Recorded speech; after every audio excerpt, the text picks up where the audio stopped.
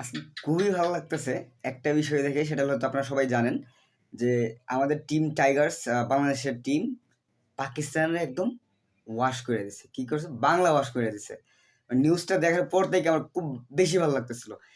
ভাবতেছিলাম ওই সময় হয়তো আমি ভিডিওটা করে ফেলি, কিন্তু আসলে ব্যস্ততার কারণে কোনোভাবে ভিডিওটা করতে পারতেছিলাম না।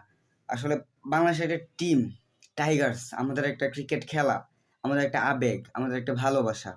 এতদিন যাবৎ লিটন দাসের ব্যাট থেকে ক্লাসিক লিটন কোনোভাবেই রান আসতেছিল না। শুধু দেখতেছিলাম আর হতাশায় পড়তেছিলাম। আসলে কেন রান আসতেছে না? বাট অনেকদিন পরে কিন্তু একটা ভালো একটা রান আসছে। আমাদের মেহেদী হাসান মিরাজ, আমাদের হাসান মাহমুদ, নাহিদ রানা খুবই ভালো পারফরমেন্স করছে। মেহেদী তো একটা বিউটি, যা আসলে বলার মতো না। ক্রিকেট আসলে ছোটদের কাল থেকে অনেক বেশি ভালোবাসি।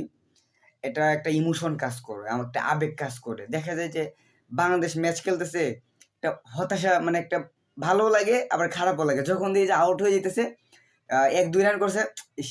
কেন যে রানটা করতে পারল না? আবার একটু আশা নিয়ে বইসা থাকি যে একটু হয়তো রান করবে।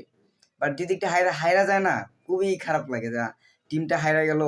প্রচুর পরিমাণে মানে বকাবকিও করি, আবার কষ্টও লাগে, আবার আশাও যে না হয়তো সামনে ভালো করবে। আবার মনে মনে এটাও চিন্তা করি হারার পরে যে না, খেলাই দেখবো না সারা, শুধু হারে আর হারে। না, যখন আবার খেলার শিডিউল আসে তখন আবার খেলার সামনে বসে পড়ি যে না, খেলা দেখতে হবে। এইটাই আসলে মূলত একটা ভালোবাসা। আমরা এরকম একটা বাংলাদেশ চাইতেছিলাম। ক্রিকেট খেলেও দেখলাম ভালো একটা প্রায় একটা ইতিহাস গড়লো বাংলাদেশ। এই প্রথম পাকিস্তানের সাথে পাকিস্তানের বাংলা ওয়াশ করলো। আমরা চাই আমাদের বাংলাদেশ এইভাবে সামনে এগিয়ে চলুক।